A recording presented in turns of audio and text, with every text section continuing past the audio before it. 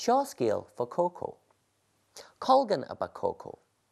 Ba bhreá le he bheith snáw agus a tomú le na cáirde ga chlá. Tá tosa níos tapala na éiscirbí eile ar scoil a dúirt siad leithí. Bhí Cócó ansásta. Ach, nuair a bhog sí go teach nua ar an taobhthír den charraig, bhí ar Cócó freastal ar scoil eile. Deannaí tú lean cáirde nua ar sa mamaí. Ach, ní raibh Cócó go cinnte cíarna. Ceart a dhéanam me mar a mbíonn siad go deasla mar sí. Cén fánach méid is deasla ar sa mamaí? Éis có cáirde leatsa. Tháinig Cócó agus mamaí go fada leis an scoil. Bé gach rud a gceart a theascaí ar sa mamaí agus í a tuairt crí mór isteach de Cócó. Fan go bheici tú. Ach, nuair a ná Cócó isteach sa rang, ba léir nach raibh gach rud a gceart. Tá sí go mór, tá sí có fada, tá sí có géir ar san na héasca eile.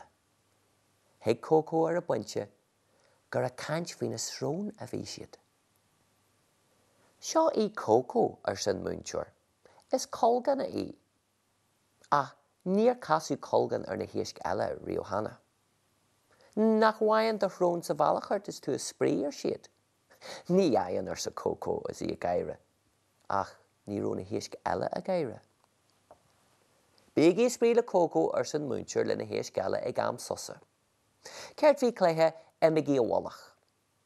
Ach, bhí srón Cócó rómhór. Bhí si a gobaí amach as gach pol hí na héasca eile a gaiire fuhaí. Ceart bhí cléithe cisfeile ar sa Cócó. Ach, bhí srón Cócó ró ada. Ní raibh na héasca eile a nonan líthreid bhain daí. Ní raibh siad pecsásta. Ceart bhí scipal ar sa Cócó. Ach, bhí a srón ró dhéir.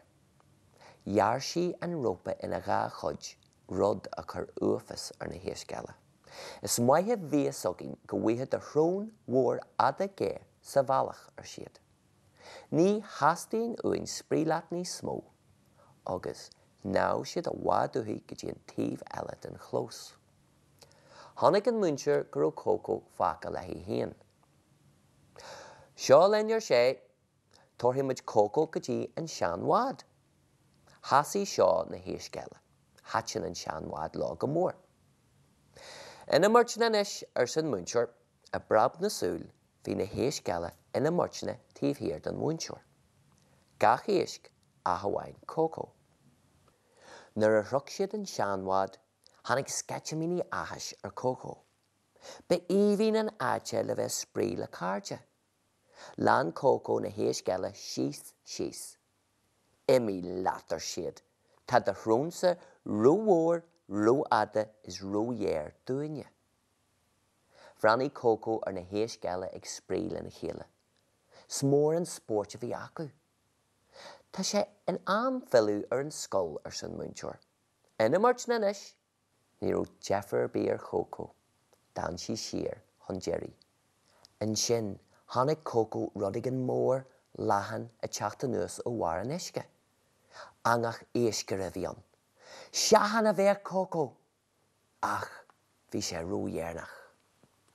Dhún angach an éisce isteach timpeall ar na héasca eile. Lúb agus luasc na héasc ach ní raibh siad an éalú. Flab agus frab siad ach ní raibh aon waith an dóibh. Suas le hangach an éisce go bar na farige. Suas le Cócó na dé. Codí lenne Cócó, codí lenne chéin na héasca eile. Dhéirí Cócó a srón, mhór, ada dhéir a dró angach an éisce. Agus le luas lasrach, dhear sí pol san angach. Amach le na héasc cion iné a chéile.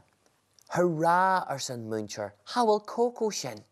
Hurrá ar san na héasc eile. Tá an bhrón ar ein gró mar granna le a Cócó ar siad. A mai tú sásta sprílinn a ríis? Bé cintear sa Cócó, agus tá agamsa an cléithe a imras muid. Haispan Cócó dóibh conna snáw mar dheanann Colgán. Tá tosa níos tapala na éiscirbí eile ar scoil a dúirt na héasca eile. Bhí Cócó ansásta. Ba bhreá le hí a bheith snáw agus a tomú lena cairde nua.